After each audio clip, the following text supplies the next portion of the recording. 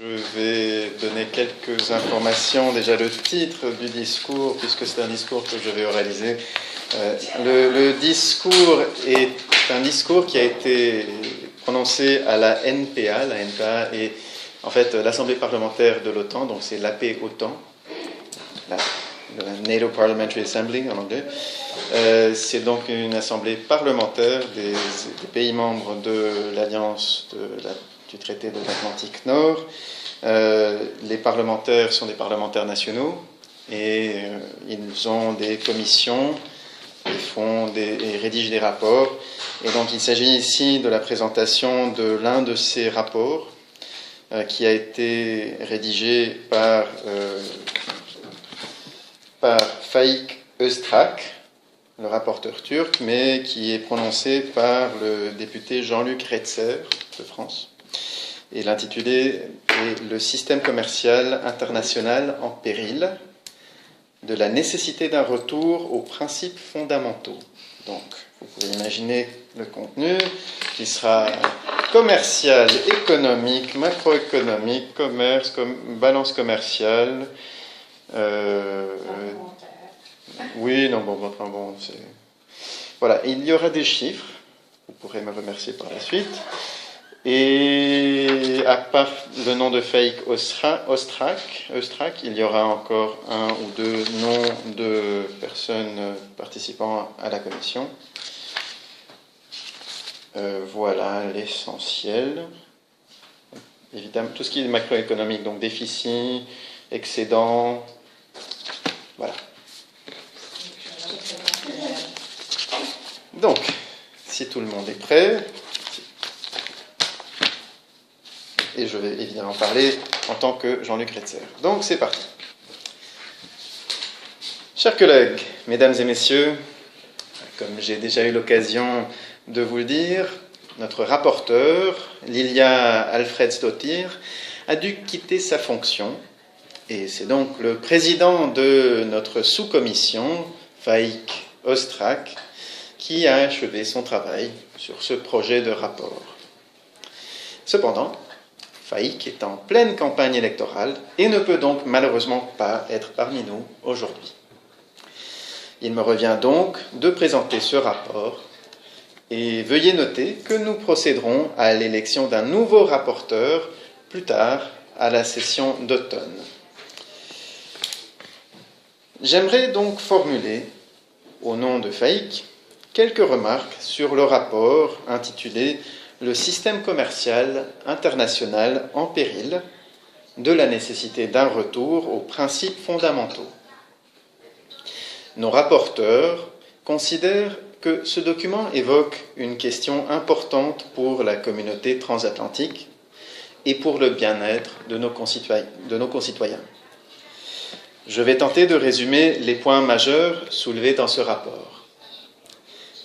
Le rapport commence par rappeler que notre sous-commission sur les relations économiques transatlantiques a été créée suite à la chute du mur de Berlin, afin de veiller à ce que les questions commerciales internationales et transatlantiques restent un élément essentiel à l'ordre du jour de l'Assemblée parlementaire de l'OTAN. Nos collègues des États-Unis ont soutenu cette initiative.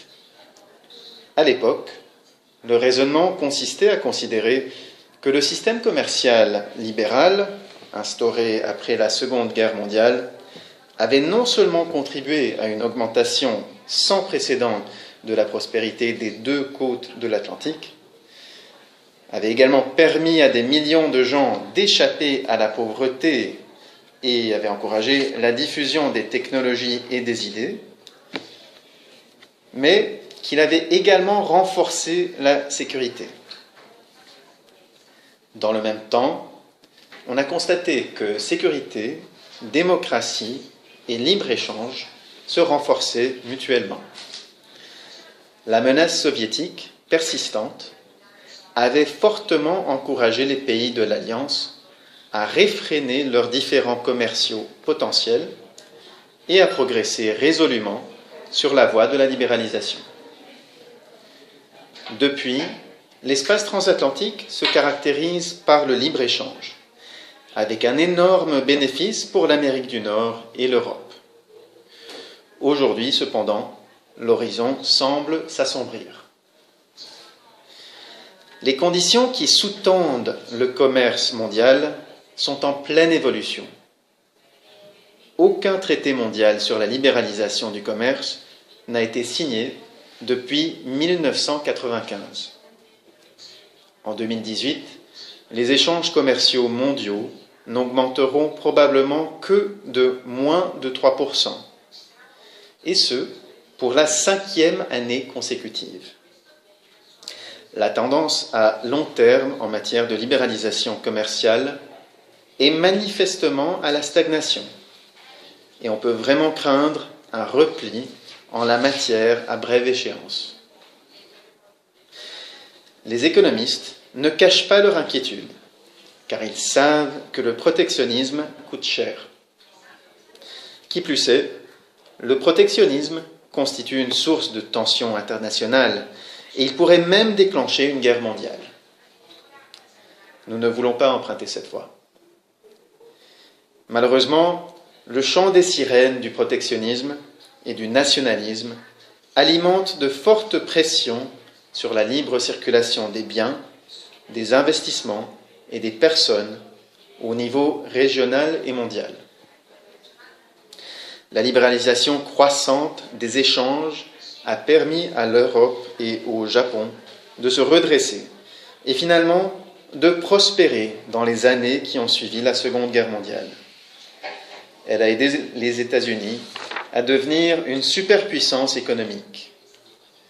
Elle a suscité le miracle des tigres asiatiques et a permis à certaines parties du monde en développement, dont la Chine, de connaître la croissance et d'échapper progressivement à la pauvreté. Ces pays sont devenus des piliers essentiels de l'économie de la planète et sont désormais des maillons vitaux de chaînes de valeur mondiales ultra efficientes qui démontrent la nature avantageuse, pour tout le monde, des échanges commerciaux. Les pays de l'OTAN bénéficient tous de cette évolution. Mais ces mêmes échanges sont aussi blâmés pour toute une série de problèmes économiques et sociaux dont beaucoup n'ont rien à voir, ou très peu à voir, avec le commerce proprement dit. Ainsi, par exemple, reconnaît-on généralement que ce sont les progrès technologiques, plutôt que les échanges commerciaux, qui sont la cause première des bouleversements des marchés du travail en Occident. Il est impossible de remettre le génie du progrès technologique dans sa bouteille, et certaines forces politiques jettent le blâme sur les échanges commerciaux. Politiquement parlant, c'est assez facile à faire. Mais du point de vue économique, une telle attitude est franchement irresponsable. Nos sociétés doivent s'ajuster à l'économie en mutation et au progrès technologique, avec toutes les conséquences que cela implique sur le plan économique et sur le plan social. Le protectionnisme ne fera qu'aggraver les choses. De nombreux gouvernements s'activent à préparer les travailleurs à une économie de plus en plus mondialisée et en constante mutation. Une flexibilité des marchés du travail est essentielle pour prospérer dans une économie de ce type. Mais dans ce domaine, la flexibilité n'est pas synonyme d'une capacité à embaucher et à licencier des travailleurs à volonté. Il est certainement beaucoup plus important de former et de recycler adéquatement les travailleurs pour qu'ils puissent s'épanouir dans la nouvelle économie, sortir des secteurs en déclin pour en rejoindre d'autres, dynamiques et porteurs. Il est également crucial que ces travailleurs comprennent la nécessité de ce changement et ne le considèrent pas comme une menace.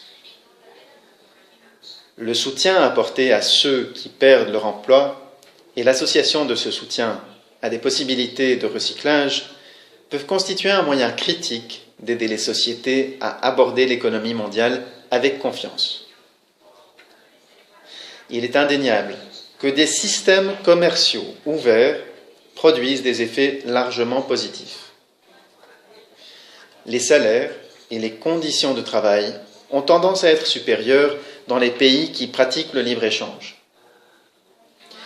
Dans ces pays, la productivité et le PIB augmentent en général plus rapidement. Par ailleurs, les avantages pour les consommateurs sont considérables. Dans une économie mondialisée, les consommateurs bénéficient d'un plus grand choix et de prix moins élevés, tandis que les entreprises manufacturières peuvent s'approvisionner auprès des fournisseurs les plus concurrentiels et devenir ainsi encore plus compétitives au niveau international. C'est ainsi, par exemple, que l'industrie automobile américaine bénéficie de l'importation de certains aciers spéciaux, avec comme résultat une baisse du prix des produits et un produit fini plus concurrentiel sur le marché mondial. Il n'est donc pas surprenant que l'industrie automobile s'oppose depuis longtemps aux droits de douane sur l'acier. Selon le rapport, les gouvernements n'expliquent pas adéquatement les conséquences positives de la mondialisation. Rares sont les personnes qui comprennent la nature des déficits et des excédents commerciaux, par exemple. Les premiers sont invariablement considérés comme une mauvaise chose et les seconds comme une bonne. Une simplification de ce genre est terriblement excessive. Un excédent commercial peut parfois refléter un déséquilibre insoutenable dans une économie et une épargne surabondante.